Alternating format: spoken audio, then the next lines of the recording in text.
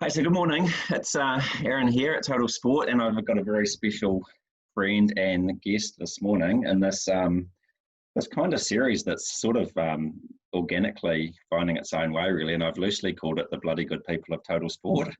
And this morning we're lucky enough to have Naomi Ballantyne, who's the managing director or CEO, will tell us that. Of our one of our longest standing Partners Life, who are in the insurance game. And yeah, I guess I wanted to chat to Naomi about a whole bunch of things. So we're gonna get started. Welcome, Naomi. It's really lovely to see you. This whole Zoom thing's becoming pretty normal, isn't it? Yeah, I quite like it because you can't see the wrinkles. Yeah. No, that's a good point. That's a good point. How's everything going with you? How are your days being spent? How are things looking for you at the moment? Yeah, it's interesting because we're just as busy as we've always been, working from home. But actually, I'm more exhausted than I've ever been and I've realised why.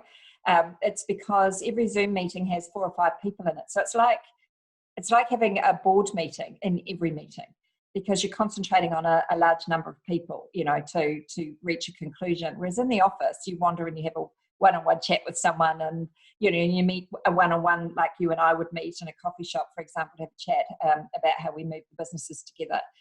Whereas now it's almost exclusively group meetings, and they are one after the other. So it took me a while to realise why I was so exhausted. I thought it was looking at the screen, but actually I think it's more that I am actually meeting with far more people every day than I otherwise would normally do.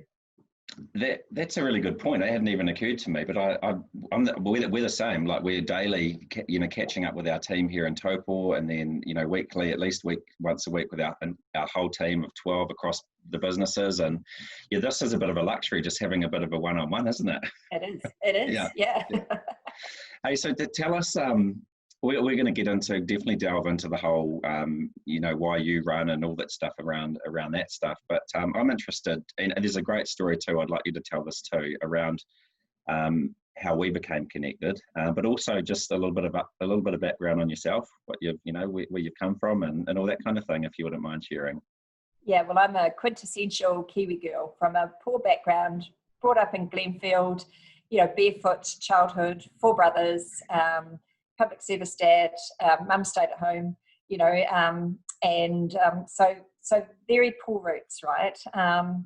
Little bit of a challenge in that my dad had alcohol issues, so wasn't that unusual in that day and age, but quite challenging for our family. But despite all of that, I guess that girl from Glenfield has never gone away. That dislike of I live in Whenuapai, and the air base is active at the moment, so I apologise for the noise, but all good. So that dislike of people who talk themselves up, that dislike of anybody who thinks they're more important than someone else, that's never changed over all those years. And also an understanding that you can be poor and happy in New Zealand. Right, so the trappings of fame have never been something particularly motivating to me, and they've been things I've been prepared to risk, because to me the outcome is just not that bad, which has been helpful, actually remembering that in the middle of this crisis. Yeah, absolutely. Yeah, it's fascinating. I get really interested in this kind of stuff, where people have come from, because, at the events even, and I guess this has been a special time, I think, for me. I'm really trying to embrace this at the moment, as you actually get the chance to have conversations that dig a little deeper. Like, I didn't know that, and we've had lots of coffees together and lunches and runs and that kind of thing. But we get into this kind of state of being, busy doing what we do. And you don't always get to, a coffee arrived. Look what I got. Cheers. I like yours better. I think this will be a coconut flat white. No, I think it is. Yeah. Oh, wow. I haven't had one of them for a long time. That's classic. Completely lost my train of thought. Oh yeah, but you get to have these conversations and dig a little deeper at the moment with people. So it's cool. Hey, another story I'd love for you to tell is, how we as a businesses became connected. Like, it's pretty unique. I like this one. Yeah, it's quite funny. So our mutual and everybody's mutual friend, Simon Fisher, was coming to join Partners Life before we launched, like right at the very start. And Simon had already agreed with you, Aaron, to support Total Sport and the Jewel, etc. So when I wanted to hire him, it came with a condition that you have to support Total Sport. So I thought, well, we had no money, no capital, by the way, we were still raising it. I have no idea how big our business was going to be, and I had no idea what you were. But I thought, well, I want Simon. He's a great guy, and if he's telling me this is a great thing, I'll have a go. And very, very quickly realised that almost bugger the business, this is really good for me. Yeah. And if it's good for me, then it's going to be good for lots of other people as well. So we found you by that means, and we've never let you go since, because I do think we fit like hand in glove, really. Yeah, I remember that. I remember that lunch meeting. Actually, Simon said, right, and I'd not met you at the time, and Simon said, and he told me the exact same story. He said, something's going to happen. We're going to do some sort of a deal, and I was like, okay, I didn't really know what that even meant. And he said, we're going to have lunch with Naomi, and what you need to do is you need to bring a list of the events that have a spot for sponsorship, partnerships, and then be prepared to kind of pitch. And I was like, oh, okay, cool. So to do quite a bit of that in my job, and I just remember, I don't even think we'd ordered, and you said to me, right, show me what you got, and kind of started at the beginning from a chronological point of order. And the Jewel, I think, is about our second event in the year. We got to that and we never went any further. No. I sort of told you what that event was about. It was still pretty early. I think it was maybe year 2. Yeah, that's right. Yeah. And we would have celebrated year 12 this year. So it's been a 10-year plus relationship. Yeah. And I just remember walking out of that going, I was just gobsmacked. I'm like, holy moly, I think we've sort of found a new crowd to hang out with. Yeah. And what I've seen over the years, and I talk about this relationship a lot, and there's a reason we call them partnerships, not sponsorships. I don't like that word sponsorship because it sounds to me very transactional. Yeah. It's like, you give us this, we deliver that. But it seems that this one is a real true partnership, in that it's been, from what I see, it's been a culture changer for you as a business. Yeah. Like, you've adopted this stuff from the top, and it's filtered right down.